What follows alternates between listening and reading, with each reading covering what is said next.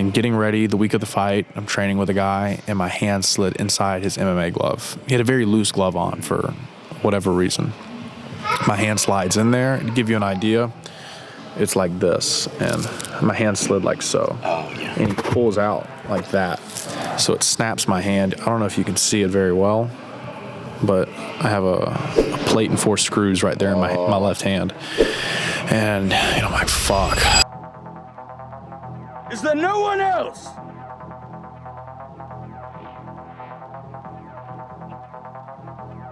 Is there no one else?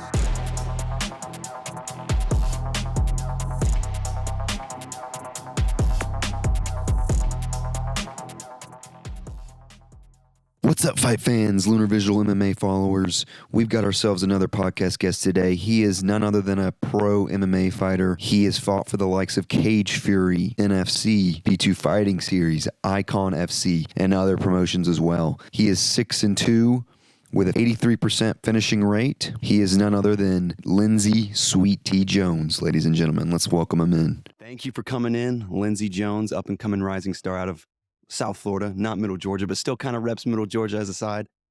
How you doing today, man? Good, man. Back in town for a few days, seeing family, seeing some doctors, and just hanging out. It's good to be back. And heal up some injuries and stuff? Yeah, some little injuries, man. They're nagging and they won't go away. Yeah. You want to be, you don't have to go into it, but what is some insight on injury you're facing right now? Bro, I've had this SI joint issue on my right side for...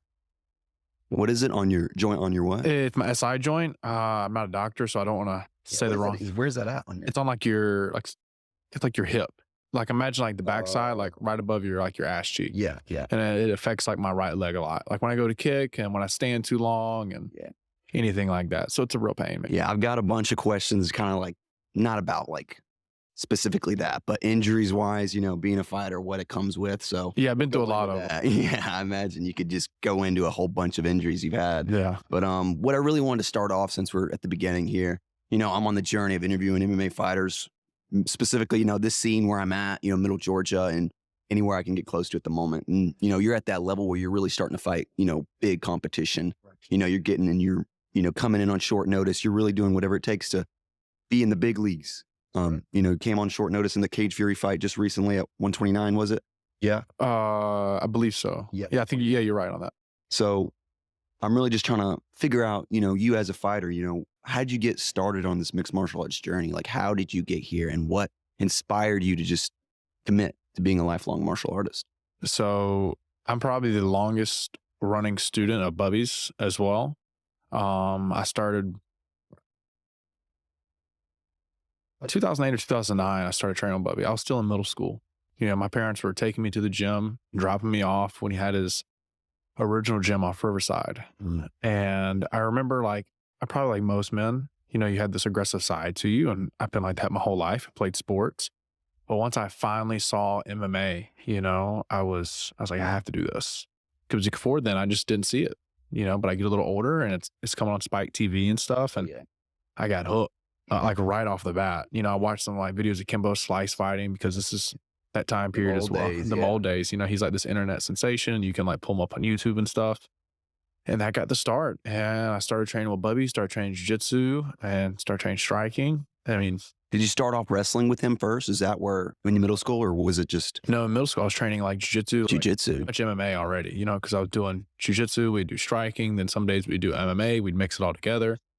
Wow. But I knew from a young age, I was like, this is what I'm going to do. I love this. Everything else just clicked, right? Immediately. And I'm doing this. I'm here right now, because I want to be here. And I'm sure it's the same for you, talking to you guys and being around the MMA scene. I love it. I thrive off of it. I feel the exact same way. Not a fighter, don't want to be in that cage, but I love watching it. I'll say that. Smart decision. It's a great sport. And I respect what you guys do. What else do I have? So you've been fighting for 11 years now in total and pro for 8 years. So what inspired you to just go pro once you were done with amateurs? What's that step? I was talking with Chase Boutwell about this. When do you determine, okay, I'm ready to go to the big leagues? I think depends on the coaches and how they feel your skill level's at, your maturity. But for me, I always knew. The first day I stepped into the gym, even before I'd ever learned any jiu-jitsu, learned any boxing or kickboxing or even knew how to wrestle. Yeah. I already knew like, this is what I'm going to do. And it might be very naive of me to think that because I hadn't done it yet. Yeah. But I just knew in my heart that I was like, I'm going to do this. Yeah. Do you think, I don't know what the exact requirement is to be a pro fighter. Do you have to have like 3 or 4 amateur fights? Is it? I think it varies state to state. I don't want to misspeak on Georgia, but I think you have to have like 3 to 5 and have like a winning record. Now, other states, you might just hop right in and turn pro. Right. So, yeah, I imagine. So do you think that it's really, you were saying coaches and skill set and how committed and disciplined you are, but do you feel like there's even a number of fights that you could get, or do you think it's just, it varies person by person? Person by person, because I've known athletes that come in who are former college wrestlers, especially the D1 level, Yeah. that right out of the bat, they just have one amateur fight just to say they had an amateur fight. They turn pro. Yeah, people like that. And, I know Johnny Eblin very well. I think he had 2 or 3, and then immediately he knocks out 5 pro fights, and he's on Bellator. And obviously, I think he's the best middleweight in the world. Yeah. Top of that. So. Yeah. You've been around a lot of high-level guys, I've noticed. American Top Team was another thing I wanted to get into in a minute. I want to work my way down there, though. No, of course. Take your time with it. So going off of your last fight now, you're going in on short notice, replacing a teammate, right? Yeah, replacing a teammate. And you said you were already looking to get into a fight. You hadn't fought since, July of 23. Can you just kind of give us a little deep dive? How hard is it to get a fight? You were already struggling there and you were just like ready to go because you saw a window of opportunity open up and you're like, oh, I'm taking it. Like, what is it with getting a contract, trying to get an opponent to sign, show up? What is it what's the craziness about that? Like, kind of go into that, You have to, this level that I'm at, you want to take the correct fights. You don't want to take a too tough fight for the amount of money. You don't want to have anything too soon. And so everything really depends on management and coaches. I'm very thankful that I have great people around me. And as long as my coaches approve of something, they say it's a good fight, I'm going to take it. I don't ever overstep my boundaries as an athlete. My coach says, hey, don't take this, but you still take it. So my coach, it was a Saturday morning and I work nights as well. Being a pro fighter doesn't pay a whole lot. Yeah. So, I work nights as well. And I remember I get off work like 5 a.m., 5:30, show up at the gym 11. And then my coach comes to me, shows me this guy and says, hey, your teammate, I think he's too good of a grappler for him because this guy was like a junior college wrestler. He's a brown belt in jiu-jitsu. He's done a lot of pro grappling events. Yeah. And he said, I think it's too tough of a fight for him, but I think he's a good matchup for you. And we watched a fight and I said, hey, I'll take it. And this is like 3 weeks before the fight or something. So that's interesting. Understanding, not necessarily handpicking your opponents, but knowing your limits, right? It's like you're acknowledging a little bit, saying like, look, I'm just not ready. Like I want to be prepared for this style, or I want to be prepared for this person who's got this much experience. That's interesting.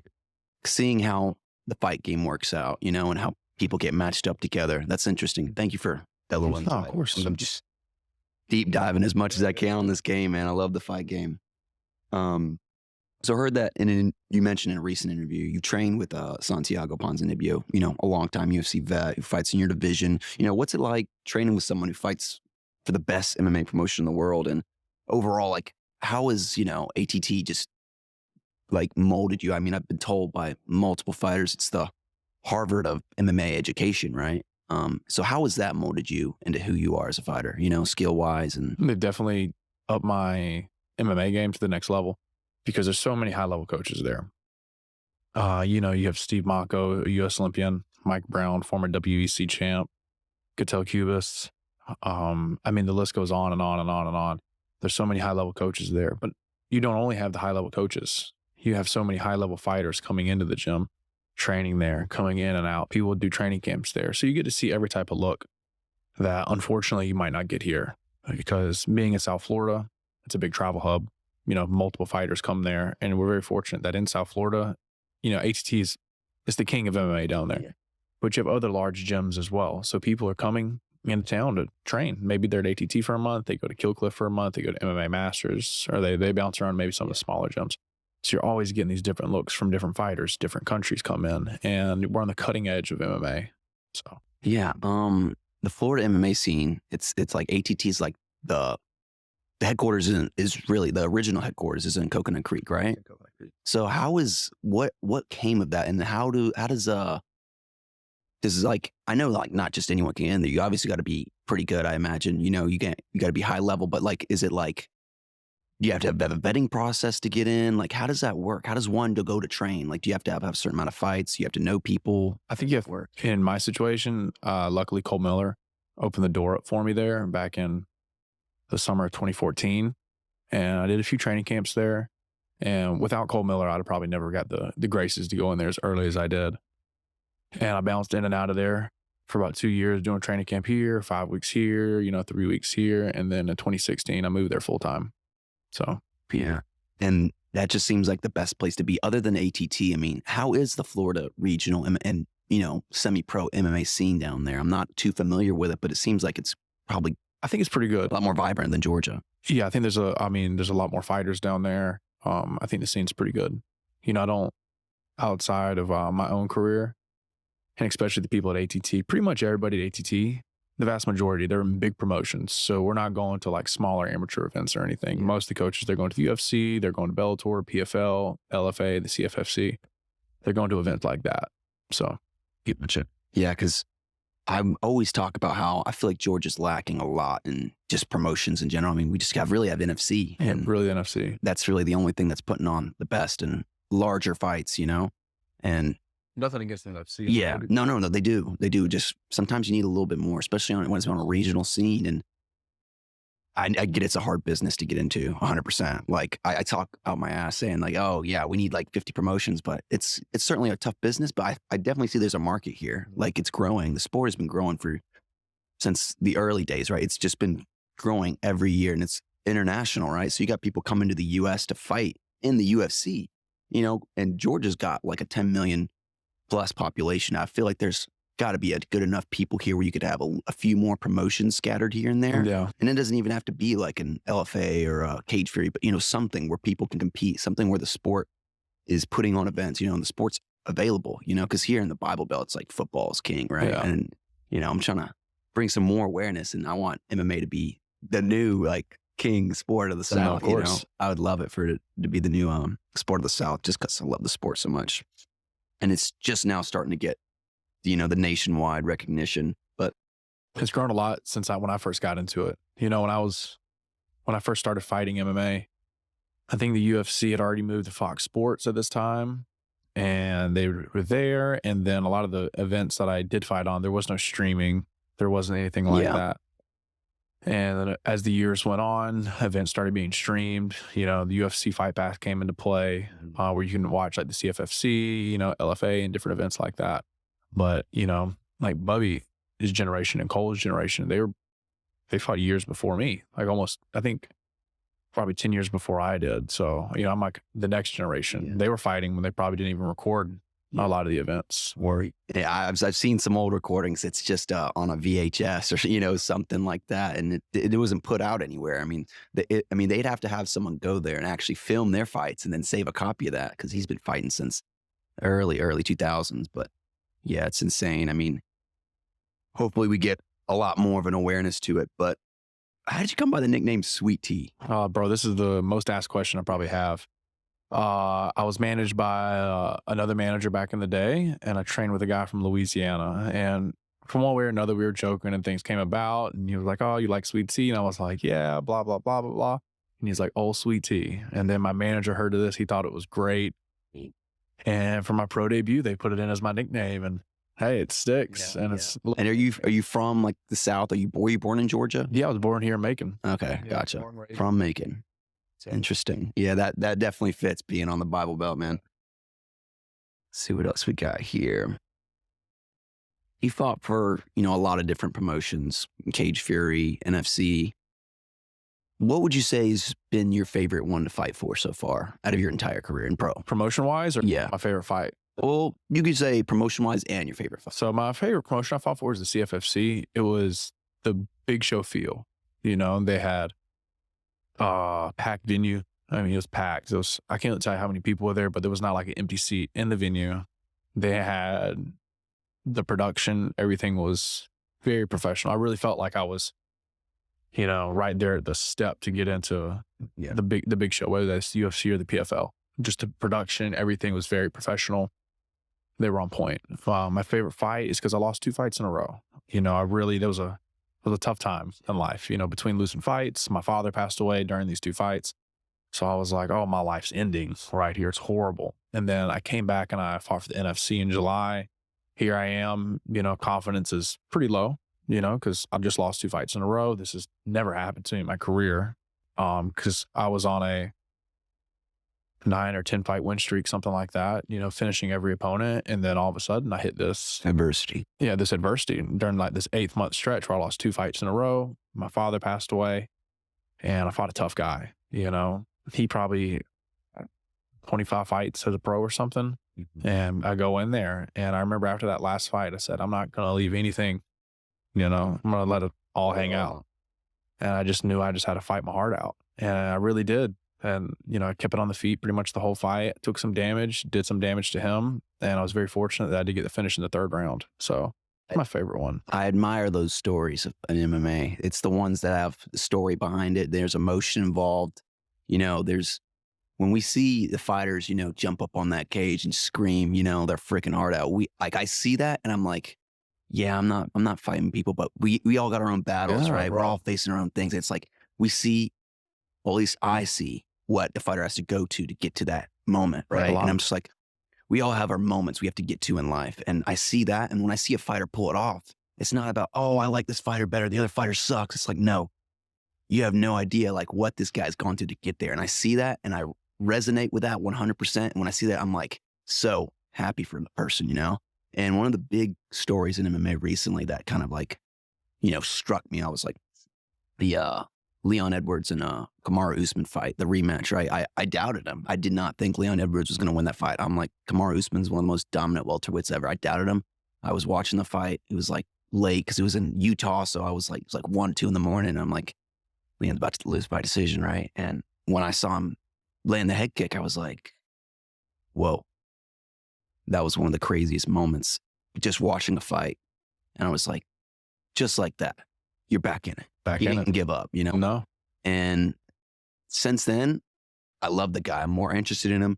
He's got a great story behind him, you know, where he came from. You know, he had a rough upbringing, you know, moved around, you know, his mom had to work 3 jobs. It's these stories, right? These stories are what kind of mold the sport a little bit, you know, because it's not just people fighting to, you know, you got, you know, some people just love beating the shit out of people, but, you know, there's a reason why they go into the sport. It kind of helps them cope with life, you know, of course, what they've been through, you know, and just seeing that, it's just, how could you not like love the sport? You know, it's like, there's so much to it, you know, I love how we can learn so much about, you know, a fighter and their journey going into the cage. And it's like, when you watch other sports, it's like, you know, I'm not seeing like footage of this football player's camp, or I'm not like, I just feel like it's kind of limited when you go to other sports. You're not seeing as much deep dive onto the fighter because we're watching MMA, right? We're watching this fighter going up to a fight, you know, just seeing how it builds up. And I could rant on that for days, but you know, I feel very strongly about this sport and how it goes. Oh yeah,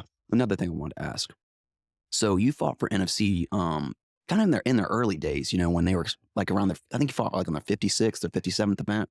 So that's kind of one of their earlier fights. Yeah. How would you say NFC's grown and evolved since then? I think they're definitely probably one of the top regional promotions in the Southeast. I really do think that. Definitely the king of Georgia when it comes to promotions. I think maybe some other small events have popped in here and there over the years, but the NFC has been there for the longest. And I think they do a great job of cultivating the Georgia scene. So, yeah, I wish nothing but the best for them. I just want them to grow up and be like, you know, an LFA, you know, kind of grow into that space to where like Georgia has like, you know, they're right outside the Braves Stadium. I want them to have that same level like of a crowd as a Braves game. You know, I want them to grow into, why not? If they get big enough one day, imagine an octagon in the middle of the Truist Park, right? And you sell that place out and it's just amateur and, you know, semi-pro guys going at it. I mean, that would be amazing. I mean, and we got great weather here. I mean, all year round. Imagine having like, you know, outdoors, and the energy would be insane. You know, I just see the potential. I see the potential in a lot of things, right? I know it's a tough business to run again, but I'm just think about the potential. I'm always like, look at what could be, you know? Let's see what else I got here. Now, I would imagine, the UFC, all these higher tier promotions are on your radar for where you want to be. And I don't want to sit here and say, oh, is the UFC next or this? But like, is there a particular promotion that you are eyeing more than another? Or is it just like, I know you said you've been, fine tuning your skills and you're going to be ready when you're ready, right? But is there one that you favor over? The UFC is definitely king, for sure. So I'd love to fight there. But at the end of the day, that is the goal, is to fight in the UFC. But I also have to be financially responsible for myself. So if the PFL offers something better, you go to the PFL. Bellator is no longer, unfortunately, in the picture because they were bought out, which I think it's a hard thing for the industry. Because I know a lot of guys who are in Bellator that since the PFL bought them out, these fighters are out of a job. And I think the getting into the UFC is now harder, and maybe even getting into the PFL is a little harder because, you might have 30%, 40%, maybe a little less, somewhere in there, that are now out of a job. And these are very high level fighters. So they are now like on the free market.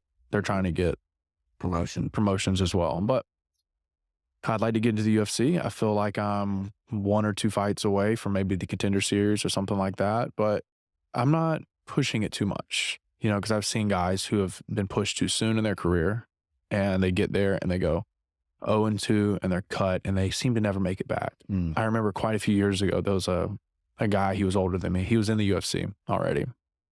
And he told me, he goes, this is your last stop in your career. You shouldn't, you don't want to go to the UFC and get cut and go back to the regional scene. He goes, this is the end of the road for you. He goes, when you get here, make sure your skill set is adequate enough to fight with these high-level fighters, and you're going to be okay. So I've always kept that in my mind. Hey, this will be the last stop for me. And when I'm here, I'll be the most complete fighter that I can possibly be. Yeah, it's a rough road to get there for sure for a lot of fighters. Back on the injuries thing, have you really encountered any crazy injuries? Like, I mean, other than like surgeries, like Chase Boutwell told me about the kick he threw and his knee went straight and his leg went the other way. What's it been like for you? What's some injuries you've had to overcome or deal with? I've had to deal with a lot of injuries, unfortunately. So I know you fought pro for 8 years, but there was 4 years that I couldn't fight. I was supposed to fight for a promotion called Valor. And getting ready the week of the fight, I'm training with a guy and my hand slid inside his MMA glove. He had a very loose glove on for whatever reason. My hand slides in there, and to give you an idea, it's like this. And my hand slid like so. And he pulls out like that. So it snaps my hand. I don't know if you can see it very well, but I have a plate and 4 screws right there in my left hand. And, I'm like, fuck. I break my hand, but I still try to make it to the fight. And, at this point in my life, my dad was still around. My dad was involved in the medical field. I come home because I was living in South Florida. He looks at my hand and he already knew it was broken.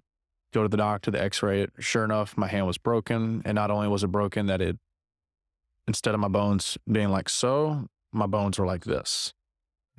I had surgery. They put a plate and 4 screws in my hand. And I went through probably a month and a half in a cast, but I was ready to get back to training. So one day I was sick and tired of it. I took a steak knife and I cut my cast off with a steak knife. And I went to my MMA coach, Mike Brown's house, and he cut the stitches and pulled the stitches out of my hand so I could get back to training. And I was back in training and I was really looking for the next thing. And the first week I was 100% back into training. I hurt my neck significantly hurt my neck. And I couldn't train anymore. Like even just jogging hurt my neck, punching the bag hurt my neck. So training for pretty much a whole year was out of the picture. I did a lot of degenerate things during this year. I traveled some, partied a lot, because what I've done outside of fighting is because you have to have your days free for training. But once 9 or 10 p.m. rolls around, I'd go to work. And I've always worked in the nightclub industry. And I still do. I still work in nightclubs, or adult nightclubs. Yeah. I'll put it like that. Yeah. And so that year was filled with no training and doing nothing. And I'll never forget this day. I was seeing someone at the time, and we were sitting in the backyard of this house we were staying at. And I remember sitting down, and it was probably 11 maybe noon. And I remember thinking to myself, like, my friends and everybody I know is training right now. And here I am getting out of shape, doing things I shouldn't be doing. And I said, I gotta have a surgery. I gotta take this leap of faith that this surgery will hopefully bring me back to being healthy. And I didn't know there were no guarantees that, especially with a neck injury like that I had, there's no guarantees that you'll come back and you will be able to fight again, especially at my age. Cause I hurt my neck when I was 23. And so I said, fuck it, let's go have this neck surgery. And very fortunate, we saw multiple doctors. A lot of doctors wanted to fuse my neck together. And But it's not the best option. It's not the best option, Yeah, I especially hear a lot of bad things. bad things about it. A lot of Yeah. bad things. But I met a very, very good man named Igor DeCastro. And I felt, you could say God, universe, however you want to look at it in your opinion, was looking out for me. Yeah. He was a jiu-jitsu black belt as well. He's from Brazil. He knows what we do. We talked, and they had artificial disc replacement, which I think the year prior to me hurting my neck, he was just approved for 2 levels. So we decided to have this surgery. Mhm. And then on August 13th of 2019, I moved back home and I had the surgery, and they put these artificial discs inside my neck. You know, there's no fusion. They just cut out my discs because my discs were so blown out. They were pressed on my spinal cord, giving me all types of pain. Yeah. They insert the disc skin, and then I have 12-week recovery, but that's for like the normal person. That's not for a professional fighter. So I had to go through this, and it took me about a year to be back at 100%. And obviously COVID is going on at the same time. So there's not like, And a lot of options for just training and doing all this therapy and yeah. So it made it, physical therapy and stuff like that. yeah, it made it tough, man. And so that kind of hindered my comeback. But finally, you know, my last fight was July of 2017. And then October of 2021, I made my return. What was that gap like for you mentally? Fucking horrible. I would imagine. Because I remember there were days, bro, I'd just cry driving, honestly, because it was like, what the fuck is happening to me? You know, I'm like, am I gonna, there's nothing against a man who works a blue collar job, but I was like, I spent my whole life training.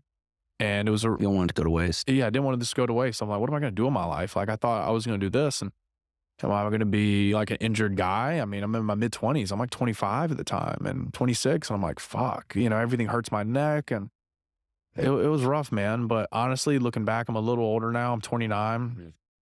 It definitely like molded me though, because now I know the real depths that someone can go. Like, I've been to the lowest of the low, you know, dealing with injuries. And I remember I've been sitting in bed crying because of pain, and I'm not a wimp, you know. No, I get it. No, I mean, you guys are getting punched in the face for a living. I imagine you're in pain a lot. Yeah, I mean, when you have anyone out there who's had like real nerve issues, they can understand this, because it doesn't matter what way you sit, you stand, you lay in bed, and the pain is horrific. It makes you want to off yourself. That's another thing I was going to bring up. You know, do you, therapy wise, like, you know, do you try and use like these massage guns, ice therapy? Like, what is it that you try to cope with it? Because like, I imagine, you know, there's no perfect solution, but do you try and use any type of remedy at all? Is there any like things that help relieve those a little bit? Now I'm very fortunate. My neck is 100%. You know, otherwise I probably wouldn't be able to do this. But the big things I do now is I sleep, I hop in the sauna, I'll take an ice bath occasionally. But me personally, I think the biggest thing for your recovery is just rest. Yeah, that's what Chase was telling me. Same thing. Biggest thing was sleep. Yeah, sleep. And it's hard for someone like myself, Yeah. you know, because I'll give you an idea like what I did this past training camp. I work in a club and we close at 5 a.m. I'd have to get to work at 9 p.m. So imagine I'm at the gym 10 or 11 a.m. for practice. Right. You have a break to the afternoon. I practice 6:30, 7:30, whatever it might be. Mm-hmm. I train, I grab my clothes, head to the locker room, I shower, I get ready, put my clothes on. I got a coworker of mine uses the saying shit, shower, shave, and back to it. Yeah, I'm back to it. Then I go to work, and then I work at the club all night from 9 p.m. all the way to 5 a.m. And I might hang out for extra 30 minutes because You just want to sit, chill out. I mean, I get that after work. You know, you're just like, okay, can I sit down and relax, you know, unwind for a second? yeah, usually in my situation, we have to make sure the the girls are safe. They're getting to their cars. Their Ubers are picking the girls up. And then once I know that all entertainers are out of the building, I'm able to leave. So they're like at work, they're like our priority. We have to make sure the girls are safe. There's no creep. There can be some crazy stuff going on, I imagine, in that type of scene. Yeah, and this type of industry that I happen to work in, it's not your, not Family friendly, Yeah, real family friendly. I'm very fortunate that the people I do work with are great. I love these people, So, but it's a crazy life, because during the day, I live the life of a pro fighter. But then at nighttime, once the sun goes down, I work at a much different establishment. So what were we saying? Welterweight, right? You're cutting from 200 pounds, man. How does that work for you? I'm a little fat right now. I still have abs, but I'm like more on the chubby side. But dude, I'll probably eat 1,200, 1,500 calories a day for 6 weeks and get my weight down. And then the cut comes in. And then I remember we get to Philadelphia and I think I start my cut at 182, 181 maybe. We hit a shakeout the night before. I'm good. I go to bed at 177. I wake up, good to go. And then we head into Philly, downtown Philly, to hit the saunas. Easy weight cut comparatively to things I've done in the past. And we get there. My weight's good. I'm with a very good friend of mine and former UFC and Bellator fighter, Sabah Hamasi. We make weight. And then I start feeling horrible. I felt really, really, really bad. I started dry heaving and throwing up like stomach bile. And, I'm pretty dehydrated, so I have nothing left in me at this point. And I keep it together at weigh-ins the best I can because I'd already been throwing up and extremely nauseous. So I'm like out of it. And I weigh in and we try to rehydrate. I start throwing up again. I've seen that firsthand. Yeah. Are you familiar with David Wilson, aka Baby Hulk from Street Beefs? I am not. Okay. He fought on Street Beefs and fought for Summit last year, and he's a flyweight, and he's pretty short guy, but very, very stocky, very muscular, and he was weighing in at 125. I remember him pulling up with his team, and they had to carry him out of that car. And I went to ask him if he was good for an interview, and I'm like, dude, if you don't want to do an interview, I get it, you're cutting weight. But he's like, yeah, I'm good. He's like, weighs in, makes weight, but he starts drinking a little bit more water, rehydrating. I'm literally in the middle of interviewing him, and he's like throwing up. Yeah. And I was just like, yeah, this is rough. And seeing other guys I'm talking to, I'm like, dude, it looks like they're going through hell. Going through it. And I was in a very unfortunate situation because it felt like anything hit my stomach, it was on fire, and my body would just rejected everything. I throw up in the trash can, and while this is happening, I'm still at the venue. The commission is still there, so we're hiding from the commission. The commission can't see me like this because they'll probably pull me from the card. Yeah. I go to the bathroom and I can't even make it to the toilet, bro. And I just throw up again. Now it's all just water and it's horrific. And they say, you got to go to the hospital. So I'm like, let's go to the hospital. And we hop in an Uber and we drive back into downtown Philly again. We go to the most crazy hospital. Like the urgent care or? And like it was called Jefferson Hospital. I think it's a pretty big hospital for the area. And it's crazy, bro. There's like people who are on drugs. When I mean on drugs, they're not ODing, but they're out. Yeah. They're out. Literally, they're leaning back with their mouths open or they're sleeping on the floor. We're in the waiting room and people are screaming. Nurses are arguing back. And I'm like, can I just get an IV? Please? Jesus Christ, let me get an IV. They took an hour. They had me in the lobby. Longest hour of your life. Longest hour of my life. They finally give me an IV. It's taken forever. Then they're like, sir, your blood work came back pretty concerning. We want to take you to this other part of the hospital. I can't walk at the time. So they put me in a wheelchair. They wheel me down to the hallway. I'm out of it. And they said my blood work it's all wacky. My numbers are off, due to the large weight cut. But losing the water. I'm just all out of whack. Yeah. They give me, I think it's called Zofran to stop the nausea. They give me 2 doses of that and about 2 IV bags. So by this point, I'm feeling normal again. Still don't feel great. And it's probably midnight, maybe 1 a.m. Yeah. And I have to fight less than 24 hours later. So we go back to the hotel. Sabah's telling me to eat and drink as much as I can. You have to drink this much before bed, eat this before bed. And I'm like, all right, I'm going to do it. So I probably went to bed 3 a.m. I wake up, I eat, I drink, I do the same thing again. And finally, probably by 3 p.m. the next day, I'm probably about 188 pounds. So I put some weight back. 18 pounds. Yeah, 18. And that's how you were going into the cage? Going to the cage for 188 probably or so. Definitely, I looked at pictures of myself from having the IV stuck in me and all the other things, maybe the rapid increase of weight. I was very bloated. Mm-hmm. You could see it like on my belly and like my face a little bit, very bloated from that. Yeah. And then this is what we do though. I signed the contract, I made the weight, and this is my obligation. It's like, I have to go fight whether I feel good or whether I don't feel good. So the first round, not the best, but those last 2 rounds, I really, hold it out. Yeah. It's impressive, man. I mean, this was obviously short notice, so you had a little less time to cut weight, right? But normally, is it a lot more smoother than this one probably? This one, A lot more gradual. the weight cut was pretty smooth because I already had it in my mind that I was going to fight, Yeah. So when they told me about this, I was like, I'm ready, because maybe some fighters don't train like I do, but since I'm at American Top Team, there's like, last Monday, there were 72 fighters in class, 72. It's an unbelievable amount. Not every fighter was even there, so there might be 100 of us on the whole team. But I'm in pretty much training camp all year round. I spar hard, I wrestle hard, I grapple hard, I do everything that I'm supposed to do. So when they tell me about a fight, I just say, okay, let's go. I'm ready for it. This is what I do. Yeah. Good mindset to have as a fighter, And I have seen personally, with the Moon, he's had to deal with canceled bouts, not making weight, and that's the biggest concern, right? You could do all these things right. You could do everything in your power to show up and sign on the dotted line, show up and be there. But then there could be someone that doesn't. And then everything changes, right? Or you just lose. Yeah. It doesn't matter how hard you work.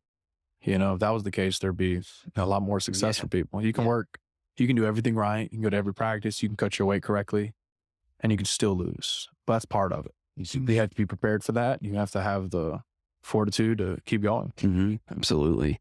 Kind of a little bit off the bush here, beating bush here, but other than MMA and when you're working, I know you got a pretty tight schedule. You're busy all the time, but if there is a sliver of free time that you're not doing MMA or you're not working, what's something you do to just unwind, get away from freaking world for a moment? Like, is there anything that just slides in that? It's tough. Time's long there. It's tough, man. It really is. Because I did 5 nights out of the week. I'm probably at work, maybe 6 sometimes, because I'm very fortunate though, because you might think in an industry that I'm in, you might think certain things about the people who are in it, but they're honestly some of my closest friends that I've developed over almost the past year in this industry. So, on my off days, I'll come in, I'll hang out with some of the guys who are there or one of the bartenders. I'll have something to eat. I'm not really a drinker, man. Like, I'll go sit at the bar and they make fun of me because I'll have a cup of coffee at midnight and I'll drink coffee and talk till 3 a.m. And that's like one time to unwind for me. But I'm also, the area that I live is beautiful. Mm-hmm. Oh yeah, Florida's nice. And I live in Delray, and not only do I live in Delray, I live right in downtown. So I'm less than half a mile from the beach. I'll hop my bike, I'll call a buddy, Weather's pretty good all year there too, I bet. Man, like, I'm in flip-flops and shorts. I'm like a, born here, but I'm like a true Floridian in a lot of ways. Like t-shirt, shorts, flip-flops. I put my hat on and man, I'll go ride around town, because downtown in Delray it's beautiful, man. It's beautiful. Florida's got a lot of nice spots, especially if you're close to the beach too. It's just a great vibe, South Florida in particular. South Florida's much different than Tallahassee, Jacksonville, Daytona. Yeah, all those places are so much traffic through there. That's crazy. And then Florida's double the population of Georgia too, 20 million people plus. And it's growing. Miami's become a huge sensation of the South now. Like everyone, like they're having fights there now. Like the UFC is going there. It's been like the new LA, apparently. It's more expensive to live in Miami now than it is LA or all these other cities that are usually the top level. Rent kicks my ass. I'm very fortunate that my job pays me pretty well, so I'm able to afford to live there. But man, it's expensive. Like, the cost of living's pretty high. And I live alone, so all my bills I pay my bills. I'm split my bills with anybody. I pay for my apartment on my own and everything. And it's tough, man. Yeah. But hey, this is what I chose to do. MMA brought me to South Florida, and I love South Florida. I absolutely love it. Like, I love home too. So don't get me wrong. But I felt like in a lot of ways, like, hey, I was born and raised in Macon, but I didn't choose Macon. Yeah. It's just like, it was, you were This is what you were put into, right? Put into. But I felt like in a lot of ways, like I chose South Florida. Yeah. Like I could have gone anywhere and gone to any camp, but I moved to South Florida, and now that I'm there, I really feel at home there. I have so many friends, so many supportive people. Community is a big thing. Yeah, community is a really big thing. And I think earlier in my life, you know, I worked in nightclubs a long time, and the team was always there. Yeah. But now that I'm a little older now, maybe, you know, definitely more mature, and the people that I interact with, I really click with a lot of people, and I have a great time outside of, you know, training and work. So they're good. It makes it really feel like home. Like before my fight, you know, the people I work with, they wrote me, they had this big, like, good luck card. They gave me gifts, and then we come back in after the flight, you know, from leaving Philly, and it was like a big celebration. Yeah. I thanked everybody, you know, it was great, man. Yeah, I love seeing that, you know, the support, you know, that's a good thing going on for you, man. Another thing I was going to bring up was, I just blanked on it. Yeah. Is there a particular fighter, any promotion professional that you kind of resonate with? Or you like his style, or you like the way he talks? Like, is there any fighters that you kind of like, you know, really resonate with, or, you know, Yeah, I admire? mean, there's a lot of fighters I train with that I resonate with, and especially fighters who have pushed through adversity and the hard things in life, whether that's losses on your record, maybe losses in your personal life, personal struggles, you know. I resonate with those guys. And this could be a guy out there that nobody knows about, but if he's been through the ringer fighting or in life, I really resonate with those guys. But someone who I enjoy fighting wise is Robbie Lawler. Robbie Lawler. Robbie This Lawler. Robbie. I love that guy, you know, and I was fortunate for some years that we did train in the same team. I got to train with him a few times. At this time, I was a nobody. I mean, still am a nobody. I'm no one special, but I was able to train with him a little bit, get to know him. And I remember it's probably 2016, 2017. A lot of the guys from the gym, they got together at one of the fighters' houses, and we're all hanging out. And I remember he came up to me, and, you know, he said, what's up, Lindsey? And I was like, oh my God. Yeah, This is like my- starstruck. Totally starstruck. Like he knew my name, you know? So it was really cool. But, you know, Robbie as a fighter, you know, he brings it every fight.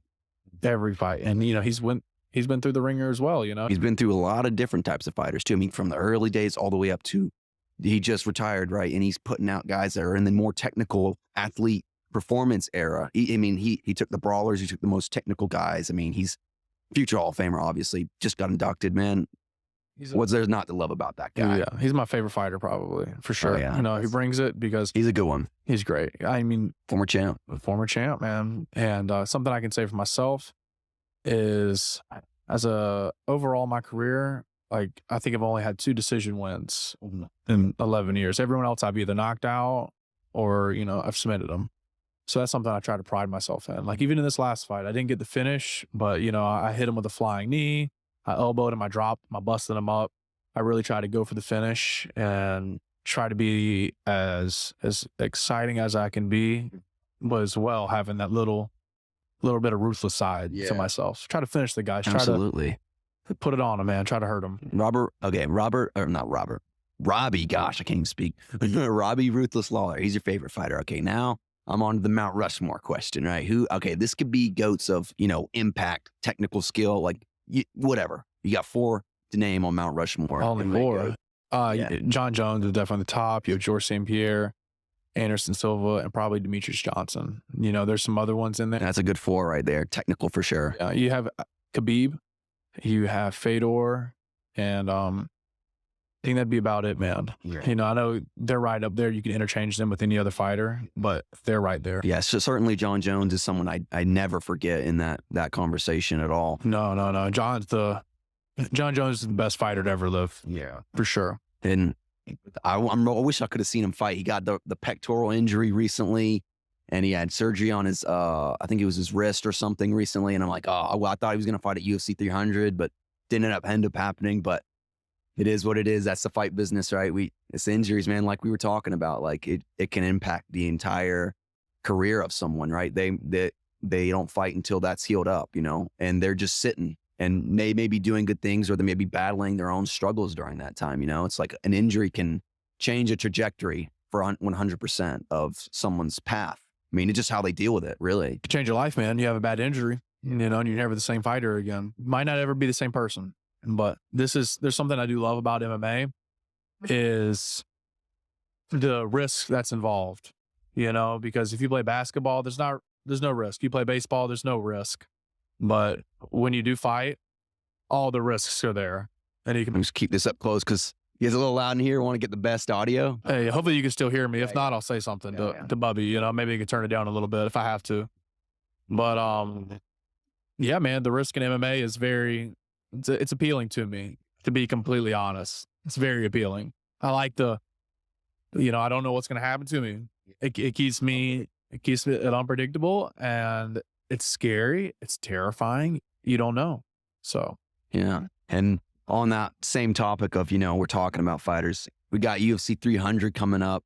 I was curious of what your thoughts were for the main event, Alex Pereira, Jamal Hill. How do you see that fight playing out? What do you think about both fighters?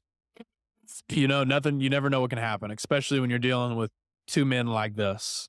They're big guys. They're 205ers. They probably walk 230. So any man hits them on the chin out of those two first, they can go down. But I think as long as Pereira keeps it on the feet, I think he'll take care of it. But if he gets taken down, that's the thing, right? His takedowns defense isn't always been the best, but he hasn't really been pushed by a wrestler heavy guy. And Jamal Hill has even stated saying, I'm not going to wrestle with him. I'm going to stand. And that's what the fans want, right? But you never know, man. This last fight with Cheeto and Suga. Cheeto is a Brazilian jiu-jitsu black belt, and he didn't go for a single takedown in a 5-round title fight. I was literally pulling my hair out. I was like, what are you doing, man? I get it. You got a chip on your shoulder. You got great kicks. You can strike. But it's like you got to put that aside, I feel. That's just my opinion. I know he's got his own thing going on, Cheeto, the beef with Suga. But when I see that, I'm like, why? You're an MMA. You can utilize your skills, That frustrated me. I'm sure that when you see that, you're probably like, why aren't you doing this? But there's a lot of things, I'm just a spectator, but. No, of course. I think when you get in there, a lot of times you don't know, because you had to be energy efficient. Maybe you're a good striker. Maybe this guy is also a good striker, but this is the path you see to victory. Maybe if you think taking him down is going to be too exhausting for you, you don't know. So I think a lot of times I can speak for myself, being the outsider looking in, why do you need to do this? Why do you need to do that? But you're fighting and you don't know. Maybe you get hit, you get concussed, and you're not thinking clearly, and you're on survival mode, and you're like, I'm only going to strike with this guy, or I'm only going to do this. So it's one of those things, man. 100%. And it's kind of a small world we live in. Austin Sanderson. I do. I work with them at Fall Line, and do you know how we know each other? You guys are related, but same grandfather or something like that. Yeah. So it's funny. My dad has been married multiple times, and his mom was my oldest sister. And you're older than him, but he's your uncle, right? Yeah, he's older than me.